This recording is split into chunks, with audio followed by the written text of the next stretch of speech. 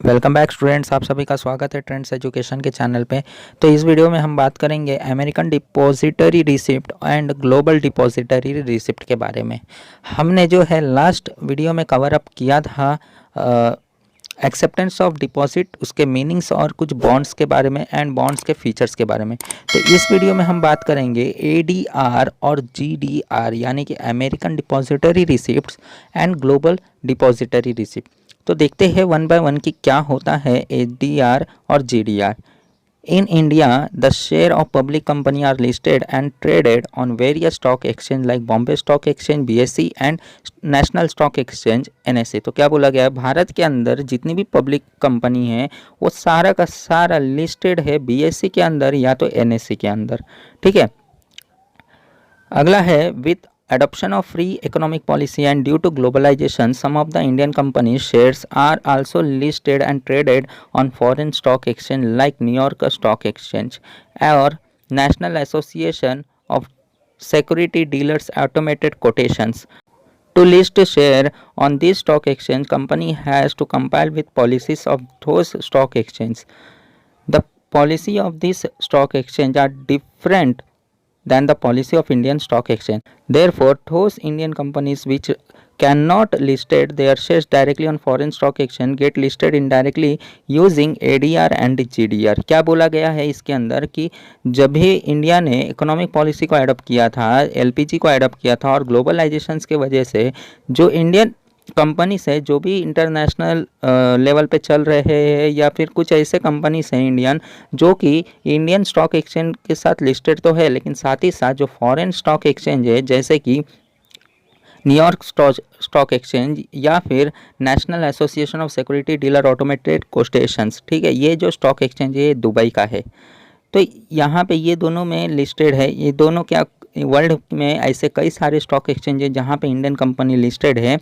ठीक है, तो ये जो है जो भी वर्ल्ड के जो भी अपने अपने स्टॉक एक्सचेंज है सबके अपने अपने पॉलिसीज है, भारत का भी अपना पॉलिसीज है। तो जो Indian company foreign stock exchange से लिस्टेड है उनको उनके हिसाब से पॉलिसीज़ को बनाना पड़ता है।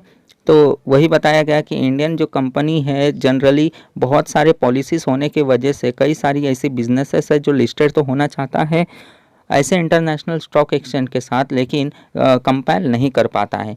तो उसके वजह से जो बचे हुए इंडियन कंपनी से जो लिस्टेड करना चाहते हैं तो वो लोग जो है डायरेक्टली एडीआर या फिर जीडीआर के थ्रू स्टॉक एक्सचेंज में लिस्टेड कर सकते हैं। ठीक है, इससे क्या होगा देखना, एडीआर एंड जीडीआर और dollar euro dominated instrument traded in USA and Europe stock exchange. क्या बोला गया है, एडीआर और जीडीआर क्या है कि एडीआर जो है जनरली ये डिनोट करता है अमेरिका को और इसके अंदर जो भी ट्रेडेड होगा या तो डॉलर में होगा या तो यूरो में होगा। क्यों यूरो में होगा और क्यों डॉलर में होगा, क्योंकि एडीआर जो अमेरिका का है तो यूएसए में चलेगा ये सिर्फ, तो डॉलर में होगा, और यूरोप में जो चलेगा वो जीडीआर चलने वाला है, तो ये जो है यूरो में होने वाला है। ठीक है, Indian company issue shares to intermediary called depository, bank of New York, Citi group etc act as foreign depository bank. This depository bank issue ADR and GDR to investors against these shares. The ADR GDR represent fixed number of shares. This ADR GDR are then sold to people in foreign countries. The ADR GDR are traded like regular shares. These are listed on stock exchange. The price fluctuate depend on demand and supply. तो क्या बोला गया है, जो Indian company है उसके जो intermediaries होते हैं वो उसको ज़्यादातर हम कहेंगे डिपॉजिटरी, और ये जो डिपॉजिटरी होता है या तो ये न्यूयॉर्क जो भी बैंक ऑफ न्यूयॉर्क है या सिटी ग्रुप है, तो ये ऐसे ऐसे जो फॉरेन बैंक्स होते हैं वही लोग इस एडीआर और जीडीआर के ऊपर जो है इन्वेस्टर्स को ढूंढ सकते हैं, एडीआर जीडीआर को इशू कर सकते हैं। और ये एडीआर और जीडीआर क्या होता है, एक फिक्स नंबर ऑफ शेयर्स होता है जो कंपनी के बिहाफ पे बैंक्स इशू करता है फॉरेन कंट्रीज़ में या फॉरेन पीपल्स को। ठीक है, ये जनरली जो एडीआर और जीडीआर है रेगुलर शेयर की तरह ही होता है, लेकिन ये जो एडीआर और जीडीआर है स्टॉक एक्सचेंज में लिस्टेड होता है। विदाउट लिस्टेड इसको हम मतलब बैंक जो है इशू नहीं कर सकता। और ये जो है प्राइस इसका जो भी डिपेंड होता है मार्केट के ऊपर डिपेंड हो रहा है, और मार्केट मतलब डिमांड और सप्लाई के ऊपर डिपेंड होता है। इसके प्राइसेस हमेशा फ्लक्चुएट होते रहता है डिमांड और सप्लाई को लेकर। Both ADR and GDR depository receipt, but only difference is the location where they are traded.